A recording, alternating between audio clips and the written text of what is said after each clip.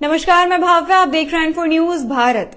लोकसभा चुनाव को लेकर के पूरे भारत में गहमा-गहमी माहौल बना हुआ है और आप देख पा रहे होंगे कि कई पार्टी के जो कार्यकर्ता होते हैं वो स्विच कर रहे हैं, पार्टी स्विच कर रहे हैं। कोई बीजेपी छोड़ करके कांग्रेस में जा रहा है तो कोई कांग्रेस छोड़ करके बीजेपी में जा रहा है। अभी हमारे साथ जुड़े हुए हैं जेपी पटेल जी, जो कि बीजेपी का दामन छोड़ करके कांग्रेस का दामन उन्होंने थामा है। और इसी तरह का हमें झारखंड में और भी देखने को मिल रहा है। जो सीता सोरेन है, उन्होंने जेएमएम का दामन छोड़ करके बीजेपी ज्वाइन किया है। और भी इसी तरह के कई एग्जाम्पल्स देखने को मिलते हैं। लेकिन अभी अगर हमारे साथ जेपी पटेल जी जुड़े हुए हैं, उनसे पहले जानते हैं कि आखिर उन्होंने बीजेपी छोड़ने का कारण क्या था, बीजेपी छोड़ा क्यों। आपसे मेरा पहला प्रश्न यही रहेगा कि बीजेपी क्यों छोड़ा आपने। देखिए, मैंने भारतीय जनता पार्टी 2019 में ज्वाइन किया और आपको बता दें, हमारे पिता स्वर्गीय टेकलाल महतो जी झारखंड आंदोलन के अग्रणी योद्धा थे और झारखंड के लिए कई चीजें उन्होंने त्याग दिया झारखंड बनाने के लिए। और मुझे बोलते हुए बड़ा गर्व हो रहा है कि पूरा बिहार, पूरा झारखंड जानता है कि 1997 में झारखंड मुक्ति मोर्चा मार्डी गुट के मेरे पिताजी विधायक दल के नेता थे। इन्होंने राबड़ी देवी सरकार को यही शर्त के साथ समर्थन दिया कि जब आप बिहार विधानसभा में झारखंड अलग राज्य विधेयक पेश करोगे, और वो पेश भी हुआ था।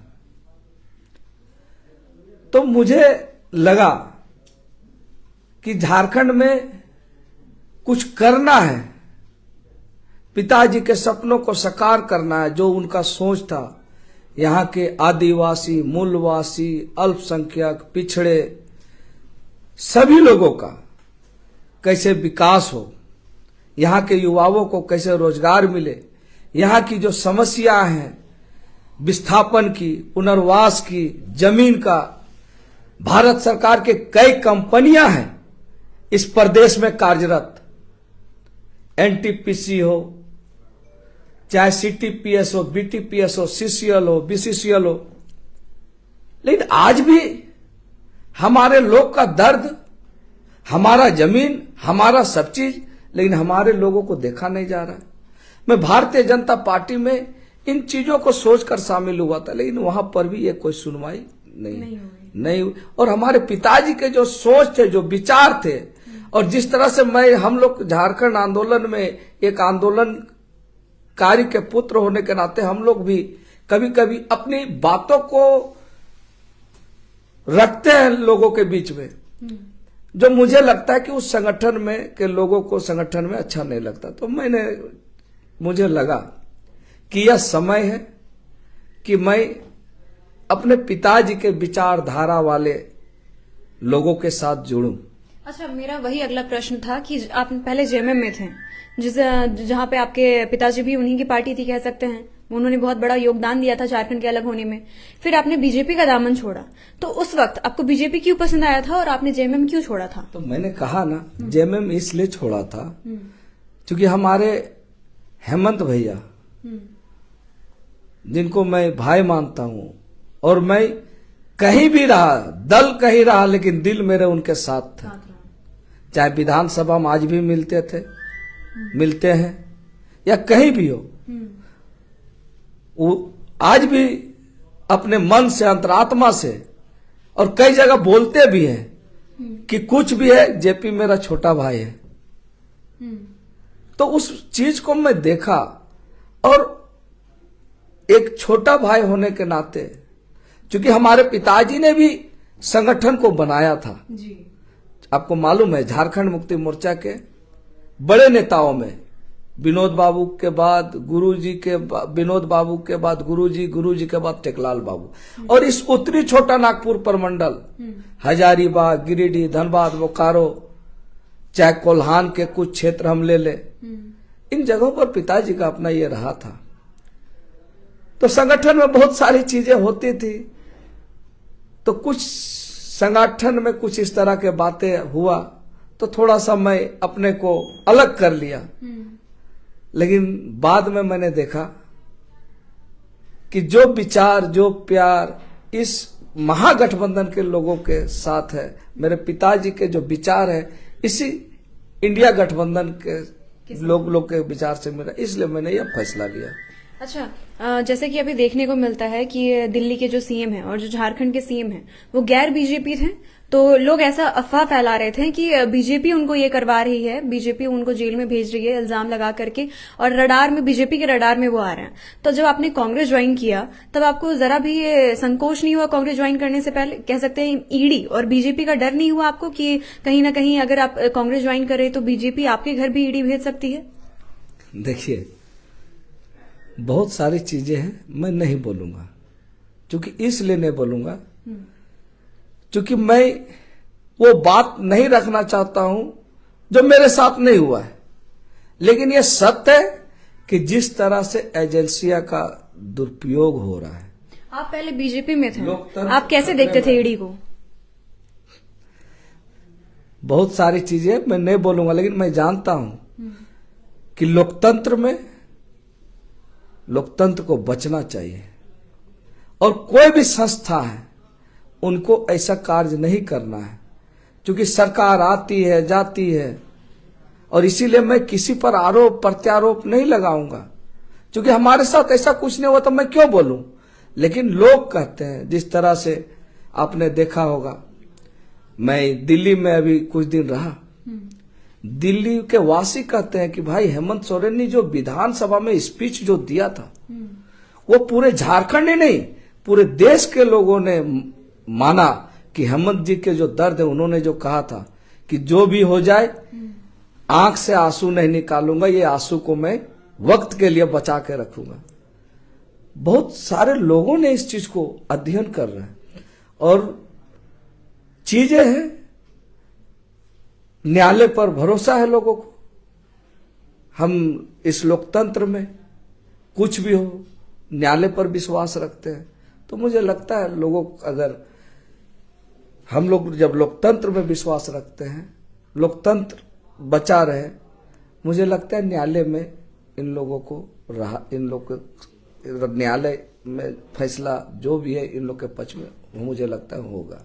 ठीक है, अब बात करते हैं, लोकसभा चुनाव की बात हो रही है तो उसी के बारे में बात करते हैं कि कांग्रेस अभी तक डिक्लेयर क्यों नहीं की हुई है। सूत्रों से पता चल रहा है कि लोकसभा का टिकट आपको ही मिलेगा, लेकिन अभी तक कांग्रेस ने खुल करके ये डिक्लेयर क्यों नहीं किया है?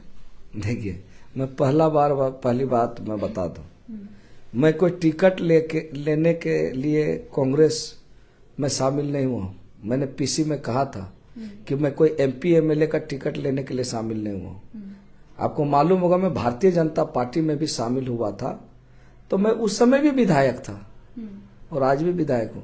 लेकिन मुझे याद है कि जब मैं भारतीय जनता पार्टी में शामिल हुआ, झारखंड मुक्ति मोर्चा ने मेरी विधायक की जो है विधानसभा की सदस्यता खत्म करने का चिट्ठी नहीं लिखा, लेकिन इन्होंने 1 घंटा के अंदर देर भी नहीं किया, तनिक देर भी नहीं किया कि भारतीय जनता पार्टी का जो व्यक्ति ने गारो लोकसभा में लोकसभा चुनाव में प्रचार किया और एक अच्छा प्रदर्शन दिलवाया, और मांडू जैसे विधानसभा में आजादी के बाद भारतीय जनता पार्टी कभी जीती नहीं थी, उस जगह पर जेपी ने बीजेपी को जीत दिलाकर कमल खिलाया, वैसे व्यक्ति को प्रति भी थोड़ा इनका ये नहीं लगा, तुरंत इन्होंने विधानसभा में लिख के दे दिया कि इनकी जो ये है खत्म किया जाए।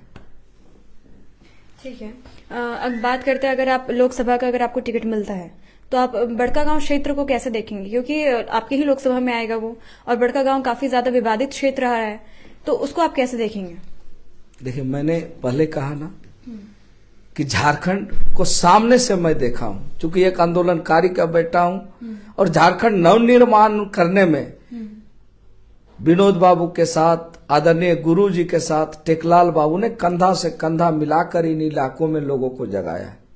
मैं सामने से देखूं, मैं इसीलिए कहा ना, इन चीजों को मैं जब बात रखता था तो वहां सुनी नहीं जाती थी। बीजेपी में जरूर था, लेकिन भारत सरकार के मंत्री हमारी बात नहीं सुने, भारत सरकार के जो इकाइयां वो बात नहीं सुने, तो कहीं ना कहीं सिर्फ बड़कागांव ही नहीं, अगर आप सबों के आशीर्वाद से, आप सबों का आशीर्वाद रहा तो पूरे झारखंड की जो समस्त समस्याएं, चाहे वह विस्थापन का हो, पुनर्वास का हो, और इतने ही नहीं पूरे झारखंड के, चाहे वह सीसीएल का हो, बीसीसीएल का हो, टाटा का हो, सीटीपीएस का हो, बीटीपीएस का हो, ललपनिया का हो, एनटीपीसी का हो, सारी बातों को मैं जहां जो उचित प्लेटफॉर्म होगा मैं जनता के हित के लिए, झारखंड के हित के लिए रखूंगा।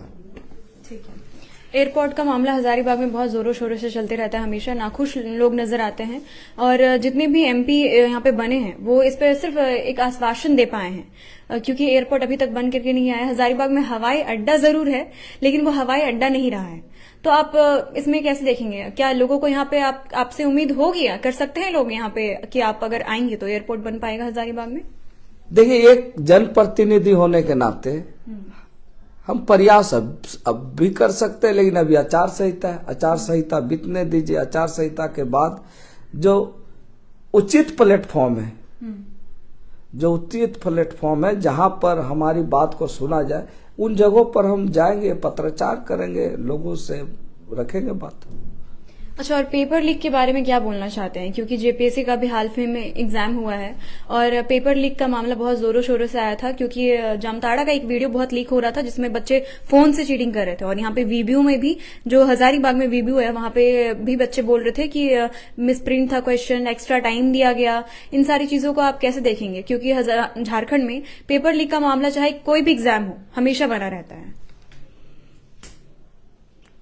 अभी हाल ही में इन्हीं चीजों को लेकर राज्य के मुख्यमंत्री चंपई सोरेन जी ने सत्ता का शपथ ग्रहण करते ही उन्होंने एसआईटी बनाई है जी। तो मुझे लगता है राज्य के मुख्यमंत्री एक आंदोलनकारी हैं और एक सुलझे हुए व्यक्ति हैं, निश्चित रूप से इन चीजों को अपने तरीके से देखेंगे। ठीक है। जनता को क्या संदेश देना चाहेंगे? आप कांग्रेस में आ गए हैं, लास्ट संदेश दे दीजिए। देखिए, मैं जनता से अपील करना चाहूंगा कि देश को बचाना है, लोकतंत्र को जिंदा रखना है। आपने देखा होगा किस तरह से दिन प्रतिदिन लोकतंत्र की हत्याएं हो रही है। मुझे लगता है कांग्रेस ही विकल्प है जो लंबे समय से देश को संभाल के रखा था और आने वाले दिन में संभाल के रखेगा। ठीक है। ये बातचीत हमारा रहा जेपी पटेल जी से। आपकी इसके लिए क्या धारणाएं हैं, ये हमें कमेंट सेक्शन में कमेंट करके जरूर बताएं और ऐसी और खबरों के लिए आप जुड़े रहें N4 न्यूज भारत के साथ। N4 news Bharat.